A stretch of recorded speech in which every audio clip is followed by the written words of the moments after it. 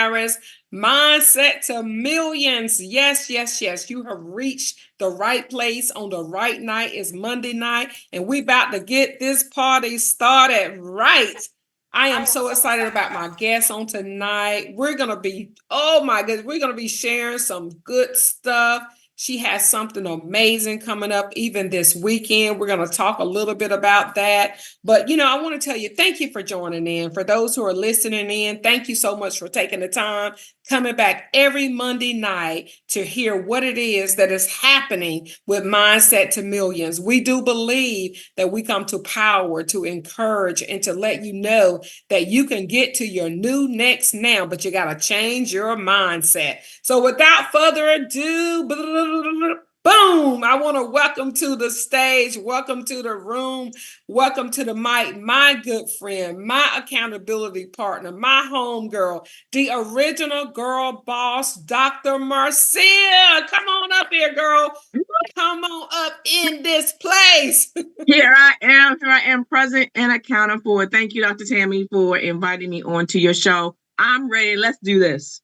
Yes, yes, yes. Hey, I can say so much about you, and I'm going to say a little bit about you. And then I want you to, I want you to tell us who's Dr. Marcea? Okay. Who are we looking at when we're thinking about the girl boss, the original girl boss? We know you're a certified health and life coach, internal medicine doctor, a physician in the house. There is a doctor in the house, and truly she's on top of her game to help women deliver on their destiny. And she does so many things. She's the founder and the CEO of Full Bloom Health and Life Coaching and the Girl Boss Life Academy.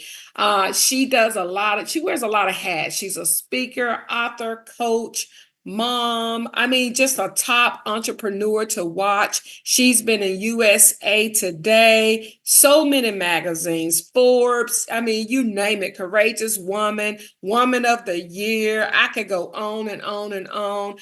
She has books out there, have an upcoming book coming soon. But I'm going to stop here. Dr. Marcea, tell us, who are you really? Well, Dr. Tammie, thank you so much for all of that. As you know how when someone's reading all the things, you're like, yeah, that is true. Yeah, oh, that's true. Yeah, that is true. But what I want to say is that who I am is that I am purpose driven. And the thing that, as I say it, I'm reminded of that journal, that book that used to be out like decades ago, Purpose Driven Life. And I remember going through that book. And I had the journal. They write out the answers and everything. And I remember I was like, you know what? I knew there was more for me. I didn't know what it was, but I knew what I was doing wasn't it. It wasn't it. I felt like I was living underneath of my potential. I'm going to say for 40 years. For 40 years. And so it took me some drama, took me some trauma. It took me into some valleys. Had a couple of mountaintops, but you don't remember the mountaintops. You remember them valleys, the depths down there near the water. It was those moments that where I was I'm gonna say I was formed. I was the woman on the potter's wheel. And through it, I found my voice and I found my purpose. I found my mission. And so what I always said is that I became the life coach I needed for all those years. And now I help mainly women, but not only women, but I help them to boss up in life and in leadership. Wow. You said a mouthful right there.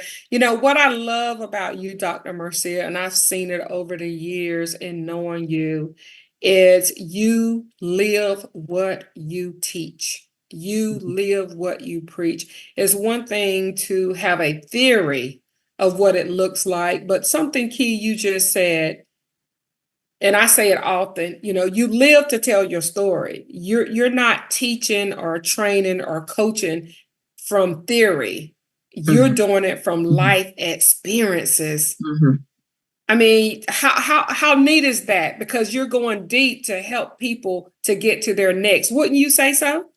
Absolutely. And I remember one of my coaches, I don't remember which one, but they said, you should never hire somebody to do something that they haven't done and that they're not doing right now, because you cannot teach from not knowing. It's just like having a chemistry teacher and that teacher never never did any chemistry.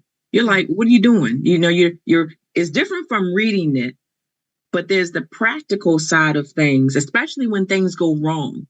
Okay, when things don't add up, you want somebody who has been there, who has reworked it, who has looked at it from all different angles and can tell you without a shadow of a doubt that you can get out, that you can get through, that you can get to the destination on the other side of the river. And how do they know that? Because they got to the other side of the river, correct? Yeah, absolutely. Absolutely. Yes, yes. So what does it mean really to be a girl boss? I hear you using that term. I see you everywhere in magazines, on TV shows, just social media. You're all over the place, and I see the term girl boss. When I'm thinking about a girl boss, a lot of things come to mind. Why don't you define for our guests and audience on tonight, what is a girl boss? Yeah, and as you say it, I started to smile because I am the girl boss. And what that means is one, we can just break it down, right? A boss, the boss is the leader, right? Where a lot of us are, CEOs of companies. Some of us are solopreneurs, right? But then we add the girl boss, that puts a different spin to it, right? Because I do believe that there are differences in the workforce, right? When there's a male in charge, it's a little different than when a woman is in charge, right? We can take that, we can slice that multiple ways. Okay, sometimes it's a good thing, sometimes it's seen as a negative thing. Okay, but when I talk about girl boss, I believe that every strong woman is powered by the girl boss inside. Okay. And what has happened is that if you go back to childhood, there was that moment when you were carefree, where you were able to say what you wanted to say, do what you wanted to do. There were no limitations. But along the line of life, things have happened, right? Things we've seen some things. Things have happened to us.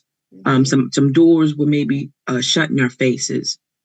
Maybe we became confidence issues because of how we looked. Okay. Maybe I talk about the flaw. My flaw was my birthmark, right? That thing, I was concerned with how people saw me. And what it did, it made me dumb down. It made me to hide. It made me to go on mute. Okay. But when I believe that when we go back and we find that girl version of us, and we bring that thing full circle into the woman that we are, the strength and the power and the courage, there isn't anything that we cannot do. And I like to, and my goal is to remind each woman of that version of them who needs to come out and get to the other side with strength and with power. Ooh. Lady, you said a mouthful. You said a mouthful. And, I love the fact that we have to go back and tap into that little girl before a lot of the drama, the trauma, and the mishaps.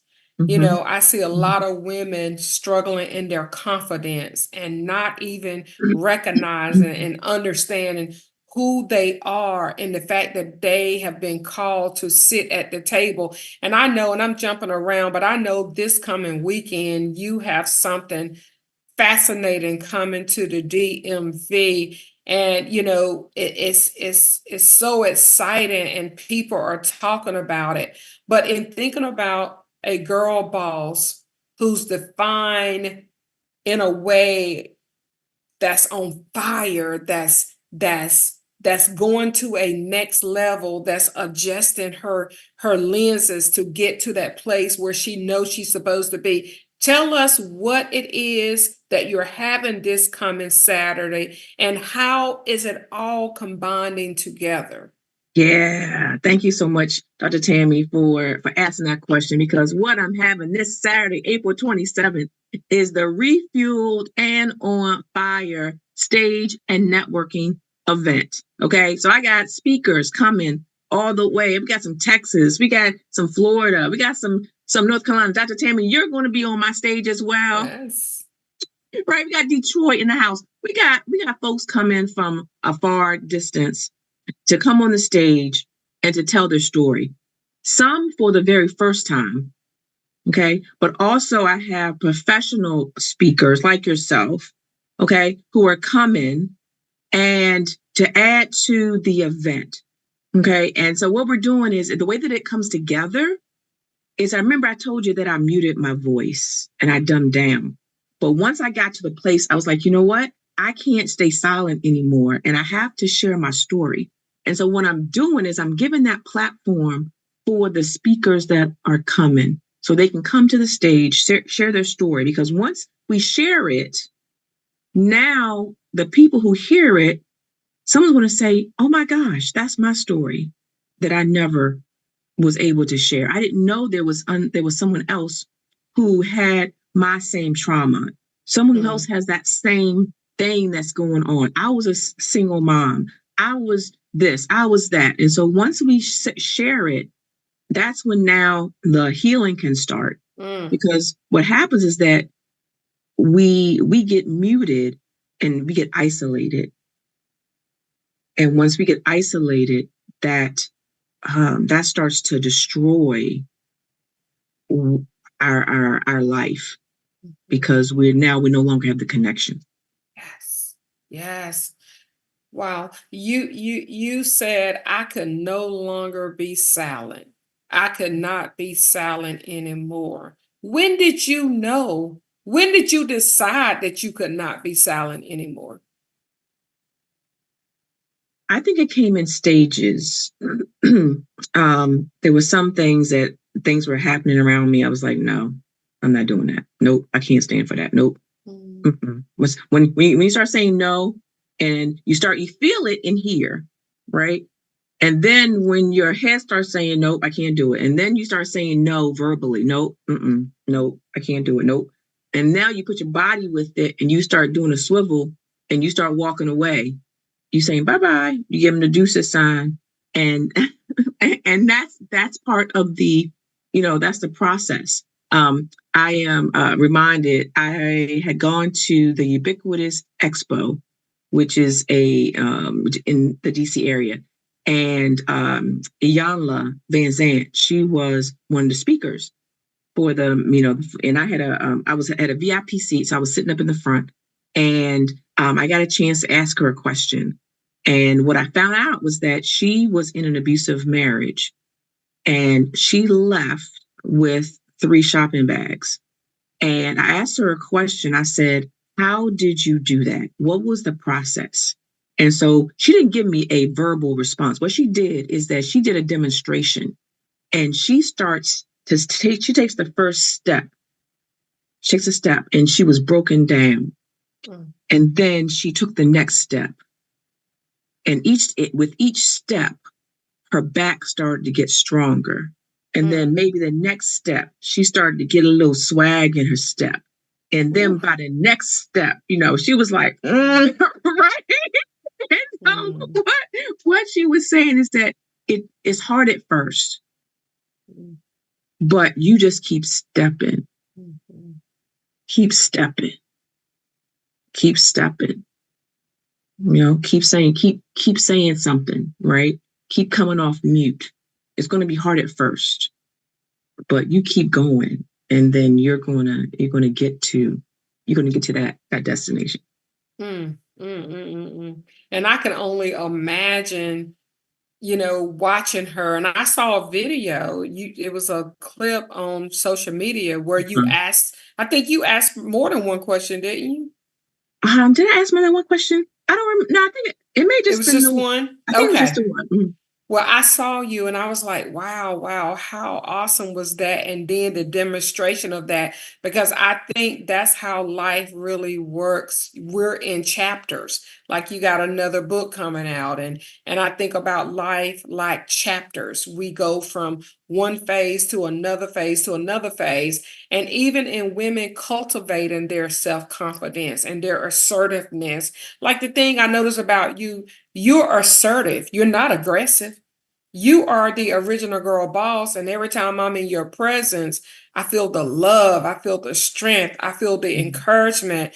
You're not on mute and you don't allow others to be on mute. What if someone's listening tonight and say, but I'm trying to figure out how to cultivate that self-confidence. I am still in an abusive relationship, or I'm in a predicament where financially I just feel like I'm underwater. I feel like a fraud. I'm struggling with self-confidence across the board. What would you say to a woman on tonight that she can do to cultivate that self-confidence and a assertiveness like what I see that you have and I have?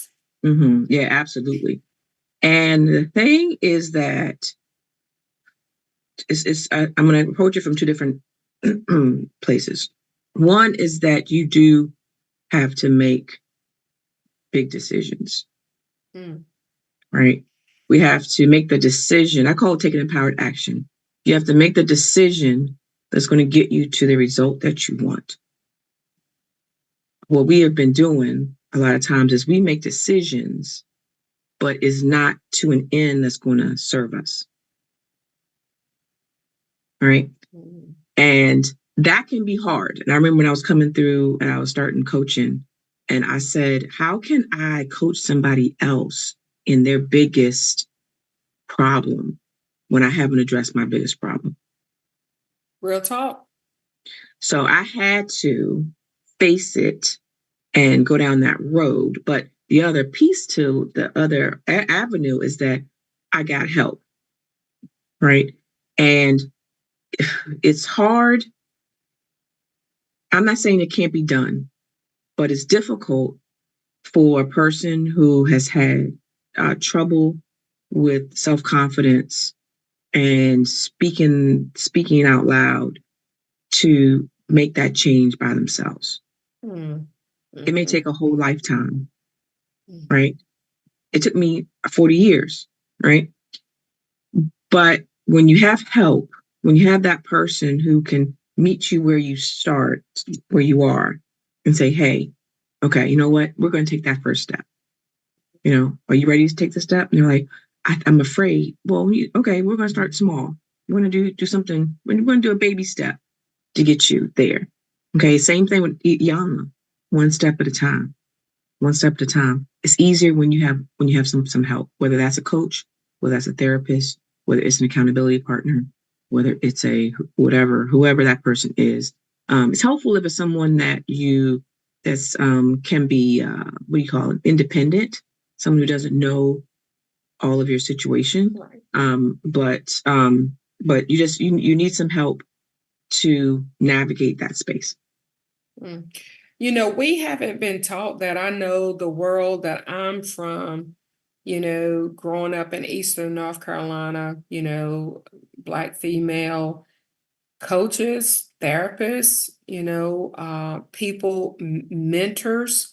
I didn't learn this until college, being a young adult. And understanding that sometimes even, I have about 4 coaches right now. You pay people, whether it's my therapist, my fitness coach, whoever, my business coach, you pay people that what would normally take you 20 years to get somewhere, with the right coach or mentor alongside you, you can get there a lot sooner. And that's how I met you. I met you in a coaching program. Absolutely. How would you say, even for you, having, because I know you have a couple of coaches and you have people that encourage, motivate, mentor, empower you. How does someone get beyond the mindset, I'm not paying for that, or I'm not going to be in this program, or I'm not going to be in that program when something can actually help them. Mm-hmm. The thing that I say is, for those that have children, and let's say little Johnny, Johnny got a basketball coach, Johnny got a tutor, Johnny got a singing coach. I don't know. Johnny's got what do you call them? An usher board president, right? Johnny and everything. Johnny got a tennis coach, and it is unfathomable to even think that those individuals, that your kid wouldn't have a coach. So why is it that we can't wrap our head around us having a life coach in the most important thing, which is life? It's life, right? We probably got we got a diet coach. You talked about everybody get a personal trainer. Everybody get some new clothes, go to the gym to get a personal trainer, right? What about a life trainer? Why not that? Right? fix the stuff that's causing all of the drama that you're having. That's all I got. Girl, look, you can drop the mic on that. That is so good, because I never thought about it like that. But I remember when Jalen was playing, my 22-year-old, when he was playing soccer, and he played for years, and he was in classics. So we traveled to different states. Now, that was some years ago. Girl, that was $795 a month. It got up to $1,200 a month, and we did it consistently and faithfully because he loved soccer, and he thought he was all-star, so he had to play basketball, football, wrestling. I'm like, dude, you need to take a break because this is costing us. But I never, ever looked at it like that. So this is good. Thank you for sharing that. Look, I'm taking notes over here, okay? So in thinking about all of that as it relates to, we have to invest in ourselves, and something that we've always heard, don't trust a coach who don't have a coach. Because I like what you said, you begin to ask yourself, how can I coach others if I'm not facing head on the things that I need to deal with in my own personal life? So in thinking about that, how would you, it makes me think about imposter syndrome. There is a lot of people out here that, we may have a face of this, or we may say we're doing this, but we're scared that in a moment a plate might fall. I used to have imposter syndrome, and I thank God that he delivered me from it. But can you speak to women and men, how to overcome imposter syndrome and self-doubt in their personal and professional lives? Because you are a life coach. I mean, I've seen you get in rooms and inspire so many people, and a lot of people are listening on. Matter of fact, let's say hello to a couple of people. Now, hold that thought. Don't lose the question that I asked. Music, so good to have you on tonight. Always in the building. Bridget's on. We got people that are commenting. Let's see here. Bridget said, love this for you, Dr. Marcea. This is a great conversation, Dr. Tammie. Yes. Want to know, will Coach Rich be one of our speakers? Yes, coming on. Let's see here. Ronnie say, hello, everybody. Happy Monday. So people are jumping in the chat. But back to the question. How can people overcome this imposter syndrome? So I am a physician, and so whenever I hear imposter syndrome, I tend to step away from the actual calling it a syndrome, because when we think about a syndrome, it means that there are multiple things coming around together, and it's something that is hard to get over. Like once you get it, you got it, right? And I don't believe that when it starts talking about, you thinking that you're an imposter. So the thing that it comes down to mindset, right? This is mindset to millions, right? It comes down to mindset. When you get to make a decision what it is that you are. who you are, what you do, where you go, who you serve. And when you make that decision, now you may have to make that decision multiple times or every day, but it's still a decision that you get to make. So, for example, when you let's say when I first started my coaching program, I didn't believe I was a coach, but I was in a coaching program. It's kind of like, say, someone who goes to school and they're getting their degree, right? Along the way, you don't think that you're it until you get that piece of paper. But what happens is that when you believe that you are it from day one, it changes the game. Okay. I knew I was a coach. Okay. Even if I didn't have a piece of paper to say it, I was a coach. And if you are a business owner, you're an entrepreneur, you're a CEO, you're a whatever it is you are, right? Just make a decision that, you know what, as of today, right today, that's who I am. That simple. It's that simple. Now, tomorrow, I may have to make that same decision. And so one of the coaching principles that I coach from is that you get to decide, you get to make the decision, and then you get to make a decision about how you feel about the decision that you made yesterday. Right? Ooh. We think just because we made the decision that is now, that's where it ends. No, that thing is going to come back. So I left my marriage, okay, way back when. And I can tell you that each day, multiple times per day, it would come back to me, did I make the right decision?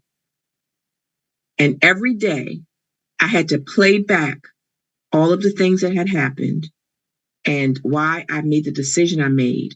And each time I would come to the same decision that I should have left.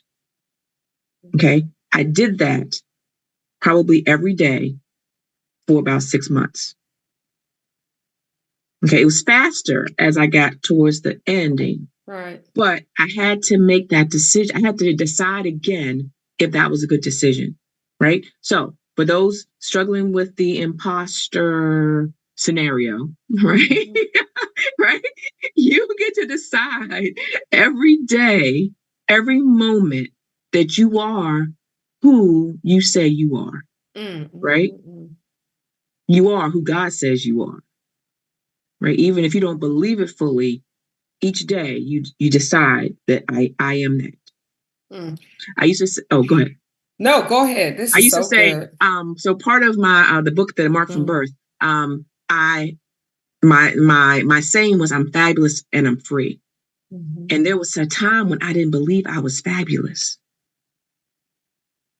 But I said it so much, I reminded myself, now when I say I'm fabulous, it doesn't even, I feel nothing because I am fabulous. There's no question. I'm not looking for anybody's approval. And so that's the space that we have to get to in what it is that you're doing. And what's so extraordinary about this and what you're saying, you get to decide. Nobody gets to decide that for you. I love that. That's how you take your power. That's how you make the decision about being who you say that you are, who God say that you are. And then on top of that, giving ourselves grace. That's what you're saying, because if at the first month you stop and you question, did I make the right decision? And then maybe the next month or the next week, you're giving yourself grace to even be okay to ask, did I make the right decision? Like so many people beat themselves up because they're not certain, they're not sure. And I think too, comparison. Do you think comparison may play a role in having a imposter scenario? Do you think looking at what everybody else is doing play a role in that? Yes, all day, every day, twice on Sundays, right? And so one of the things that one of my coaching paradigms is you have to get your blinders on, right? Because if you don't, you're going to be swayed and there was a saying that someone's middle is going to look different from your beginning, right? You're looking at someone's ending, and you're starting, and you're trying to compare. You're comparing apples to oranges, even within a program. I remember in my program, one of my programs, there was a lot of this person got a couple of wins, but I didn't get a win. So now I feel bad because I didn't get a win. Nah, baby, your time is coming. The question is, are your blinders on? Are you doing the work? Are you getting Gotta it do in? the work. Gotta. Yep. Yeah, gotta do the work. Let's see. Welcome, Michelle. I miss Michelle. So good to see her on. Let's see here. This is good. People are enjoying this. Good to see. Yes, G Backman. This is a great conversation. And the coaches make it as if we are in the same living room having good conversation. That's right. We're all in this together. Thank you all so much for joining. And this is real talk 101, girl boss talk. For those who are just joining in, Dr. Marcea Whitaker is a medical doctor. She's a life coach. She's a girl boss. She's a speaker. She's an author. She's so many things. She's kicking down doors in a assertive way. When she show up, people know that she's there with a genuine care to want to see people get to their next. And we talked a little bit about your upcoming event this Saturday, and I'm so excited. We're going to be in the DMV. I'm honored to be one of the speakers. And I know this weekend, we're going to talk a lot too about how we can navigate setbacks. Because, the thing about life, you said, Dr. Marcea, life be lifing.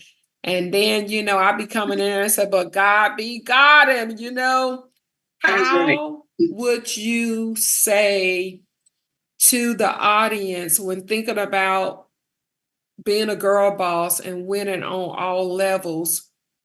How do you navigate the challenges and the setbacks in our careers and, even in our personal lives with a positive and resilient mindset? The show is Mindset to Millions. In order to get to the millions, you got to understand how to navigate these challenges. Talk to us a little bit, life coach.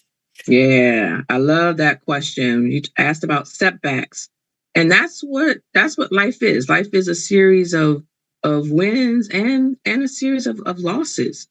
But the visual I'm going to share is for those who know anything about track and field and the hurdle race. Okay. And what happens is that sometimes, especially when you're training, you're going to hit the hurdle, right? And it's up to you whether you get back up and you try it again. And so if you watch the hurdler, the ones that may be struggling, right? They're going to hit it a couple times, but then they're going to learn, what, maybe I have to run a little bit faster. Okay. Maybe my angle of my knee has to be up a little bit more, maybe I need to give it some more elevation. And so the journey of life isn't about the wins necessarily. It's about how you now pivot from the losses. Because guess what? After you get over that hurdle, guess what's coming?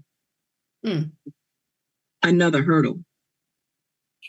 Okay. And after that hurdle, it's another hurdle.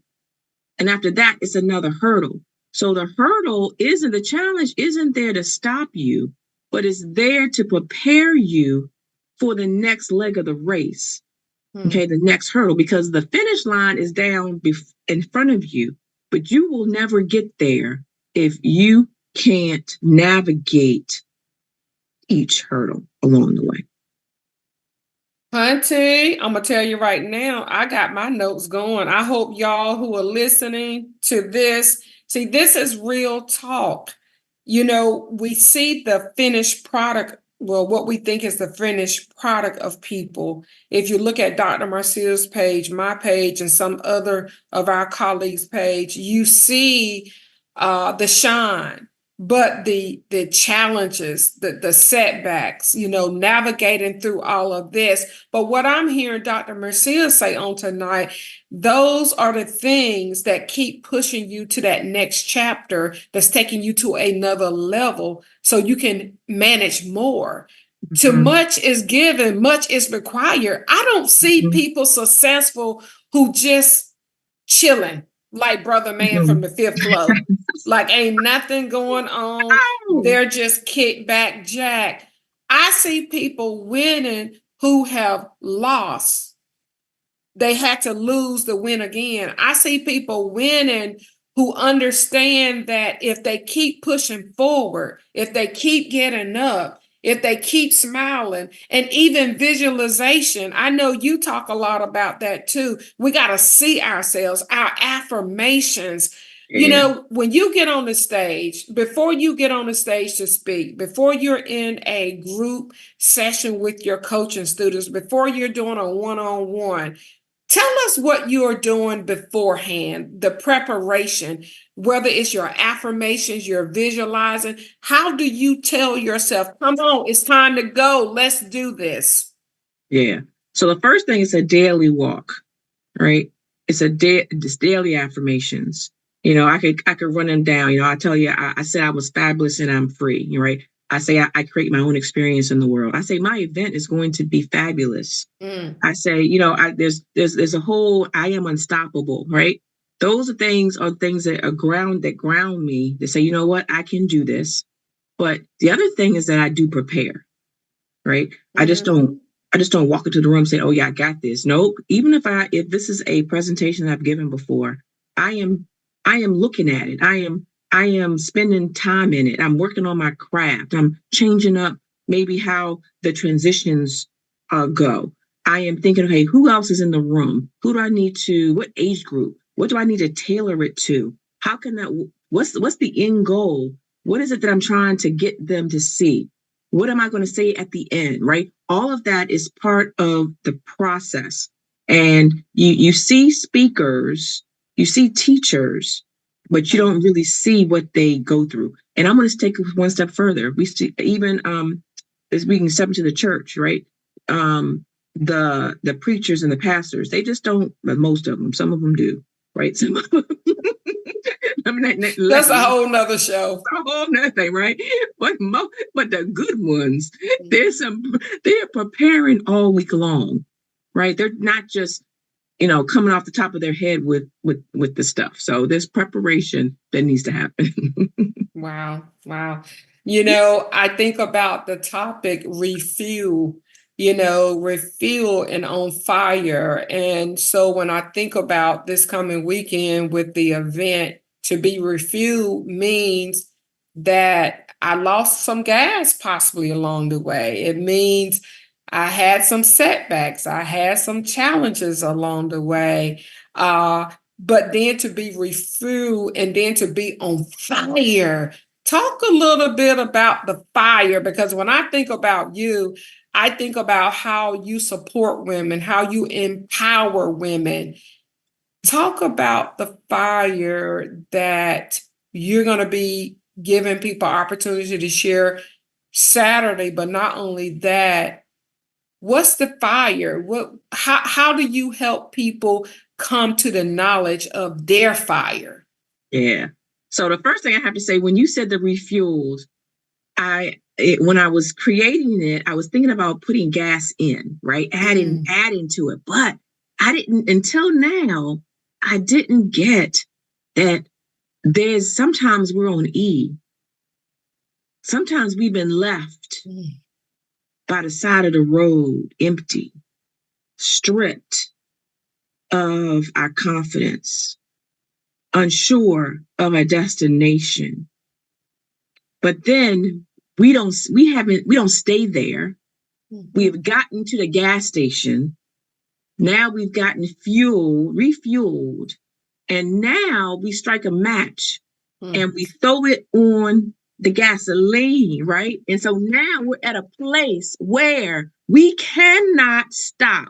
We cannot keep quiet. What we have, what we've been through, we now have to share it with somebody else. I told you I became the life coach I needed. I cannot stand by and allow anybody who comes in contact with me to leave my presence the same way that they came. Come on, sis. If I can help you, I will. If I can see something that you're struggling with something, I will ask you.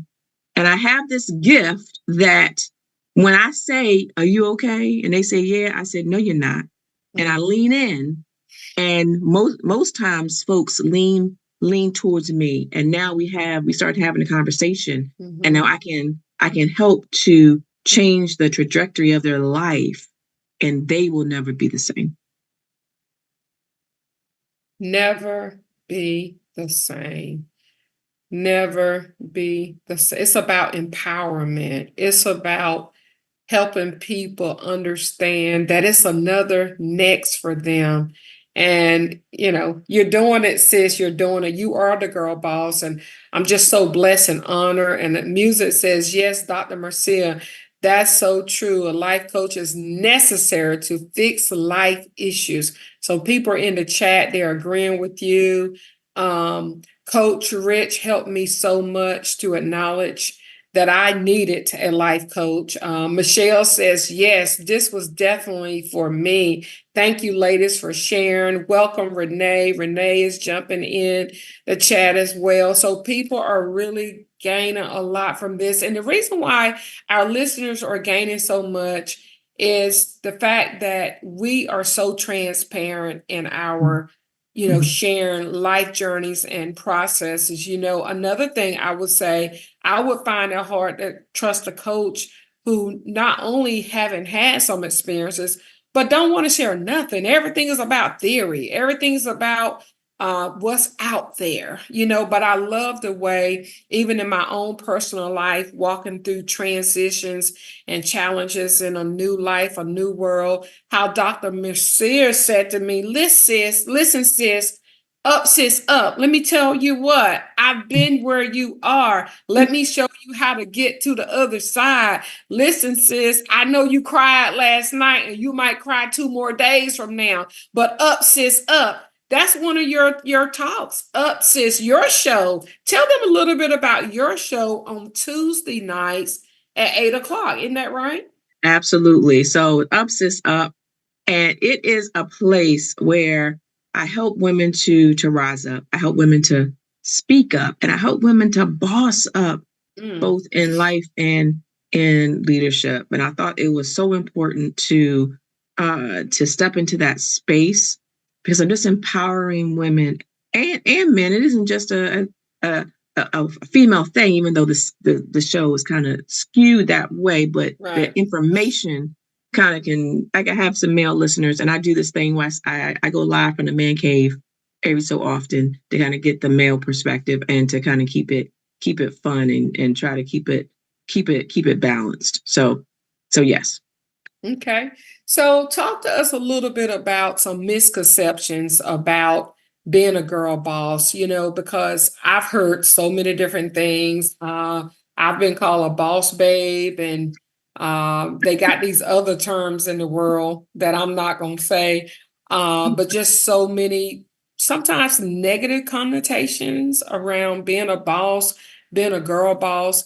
How can we as women, and I know, like you said, we're not just talking to women on tonight, but even men who are listening in, how can we help people understand that it is okay to be a girl boss? It is okay to boss up. It's okay to be up, sis, up. It's okay to have a mindset for millions without the world or people suggesting that you're masculine, or you're trying to be a guy, or you're trying to be a man. This is a man's world. How do you address some of those precepts and concepts? Mm-hmm. So I think it goes back to how you were raised to some degree, and then kind of where you find yourself. So I remember talking to a woman, and she says when she was coming up, it was commonplace every night that her father used to um, used to ask them what they thought, and they would share. She would share her thoughts, and there was nothing that she couldn't say, and so she grew up as an empowered woman. Okay. And not so my dad, he was very welcoming. He was, my dad was the best, but I had to leave the house, and the outside world tried to stifle me. Mm. And so that was part of my journey. But there are times when you have to decide that it's okay. Mm. And I grew up being a people pleaser. And so I was always looking to see if it was acceptable to do X, Y, and Z. And so when you live that way, you're always going to be concerned with what it's looking like on the outside, and you're looking for external validation. But when you step into that internal validation space, there's going to be somebody who doesn't like what you're doing, whether you're doing A, B, C, D, E, F, G, F, all the way to Z. Someone's not going to like it. But when you are grounded with, you know what? I am a girl boss. Mm-hmm. I get to decide how my day goes. I get to decide if I want this business. I get to decide if I want to be an employee. Okay. You get to decide. And once we get past that, now the playing field is level. Mm. Yeah, I'm just going to pause right there. Did you hear what she said? When you decide, because you get to decide, you've said that more than one time tonight, then the playing field is level. So nobody has the right to put any of us in a category that we don't want to be in. And one of the things I know about me, I know about Dr. Marcea and some other colleagues, I can't speak for everybody, but we as girl bosses, we are girls. We're not trying to be men. We're not trying to be dudes. We are feminine. We have good energy. We're assertive and not aggressive, like we want to, kill somebody or win everything at whatever cost. And I want to say to somebody out there who may be listening in, and I say this often in my coaching program as a business coach, what people think about you is none of your business. Literally, it's their ideas, it's their thoughts. And I had someone to comment, I made a post and I said something to that effect, and they came back and said, well, I disagree. What people think about you is important, because what if what you're doing or what you're saying is not accurate and it's offending people and more than one person is saying it? But guess what? At the end of the day, what people think about you is none of your business. And the reason why I say that, I'm not talking about if you're rude, if you're arrogant, if you're, ignorant, if you're mean spirited and you're putting down other people. I'm just talking about in general. That's a confidence killer. And we all have been people pleasers at some point of time. So thank you, Dr. Marcea, for just even your transparency in saying that. I think sometimes as girl boss, people feel like you're at a point now where you don't even get nervous or you don't even think about what you've been through. But what is it about you? Because I've noticed this about you on stages and platforms and even in some of the coaching calls that we're on together. You so easily share your story in an authentic way, but people are empowered afterwards. Tell us a little bit about why do you do that and how does it help you connect with your audience? Mm-hmm. Yeah, I think that telling part of your story is so important. And the example I'm going to use is the Super Bowl, right? The most important or the most interesting part of the Super Bowl, one is the halftime show, but the other memorable part are the commercials, right? They pay big bucks, and the come Monday morning, the story is what was the most memorable commercial. And people say, oh, it's the one where they did this. It's the one with the cat. It's the one with the Clydesdale horses. It's the one that had the movie star with his wife and that, right? People are going to remember the story and they're going to connect with the story. Not only, well, so we're visual beings, and we need all forms of communication. And when we have touched on that heartstring, when we found the connection, now we have we built rapport, as they say. Okay. And so once now I've built rapport, now I have folks' attention, and now I can educate, I can entertain, and I can engage, as we have been taught by Mr. Sean Fair, right? Absolutely. Those are the three E's. And so that is why we do that.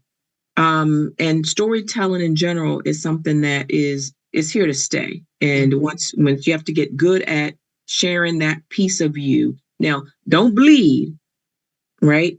Come on. You have to be careful. You're not bleeding over the people.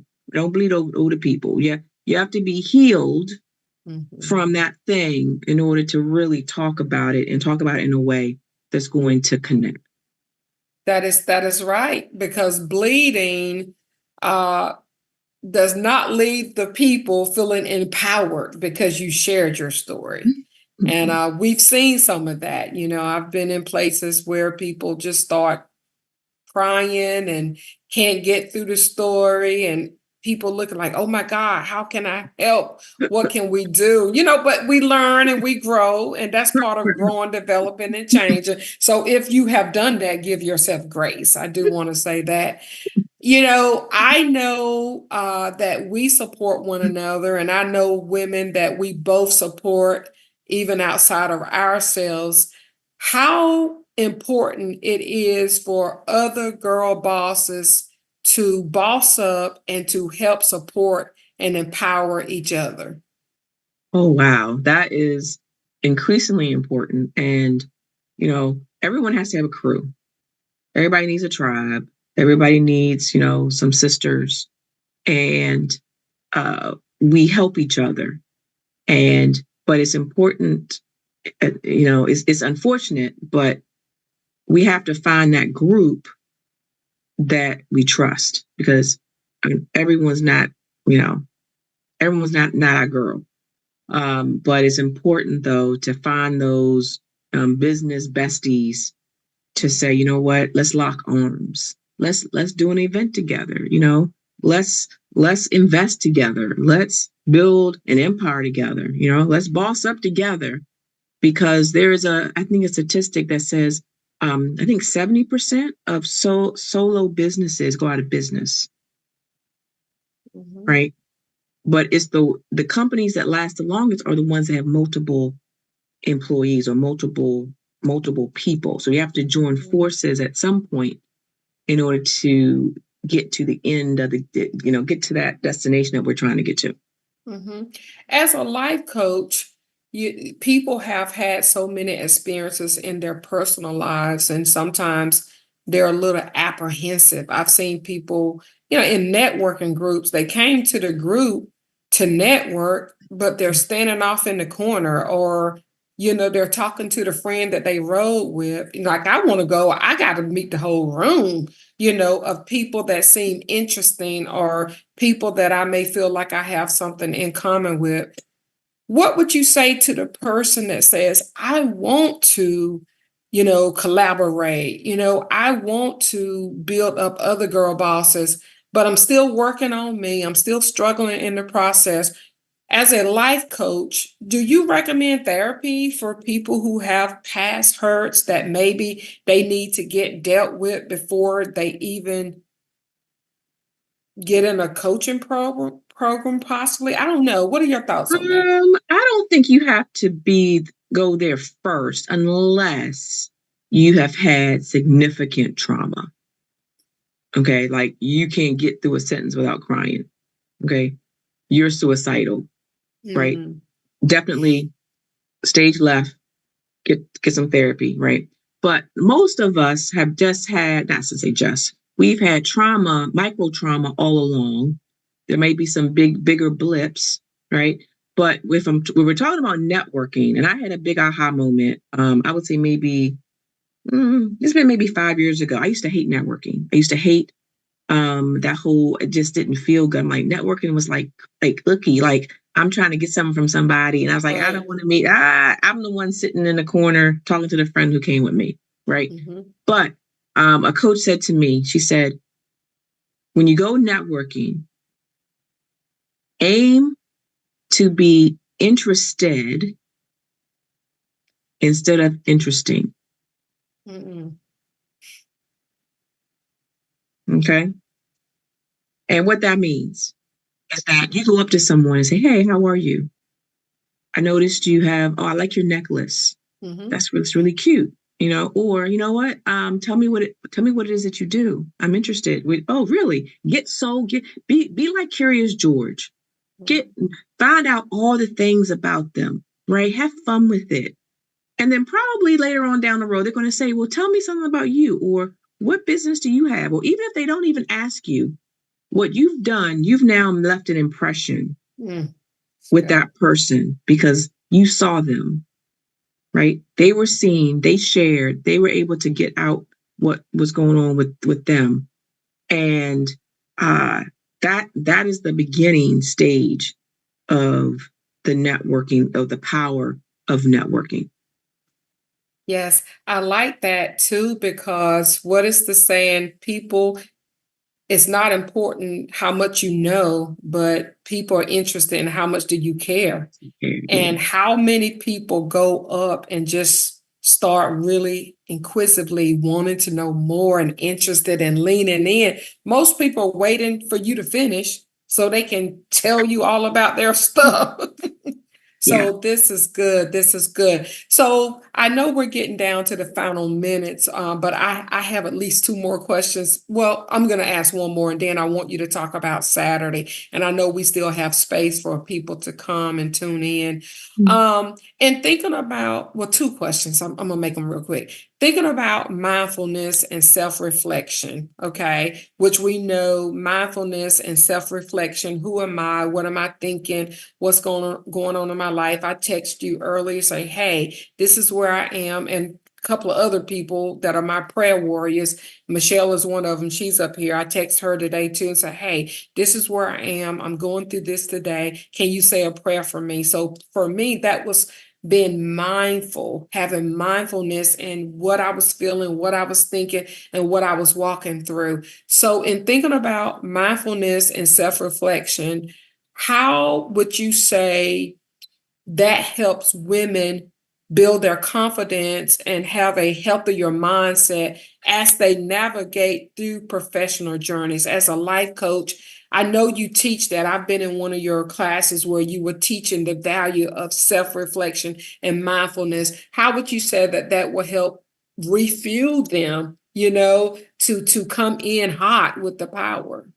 Yeah, great question. And the short answer is that what we tend to do is we cover up, right? Mm. We don't feel that we cover up. I don't like that. I cover up, cover up, right? And I'm guilty of that too, right? But the thing that needs to happen is that we have to call it out.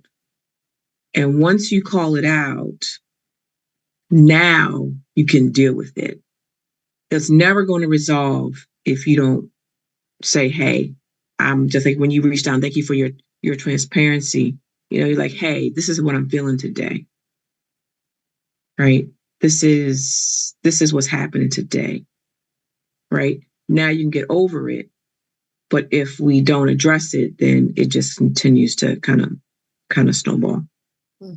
So getting it out there and being okay with being transparent to ask for help and encouragement. So before we get to this weekend, you do a whole lot. I see you all over the place. You're up all the time. I can put something on Facebook at 2:00 and you are harder and say, go girl, come on now, let's come on in hot, whatever.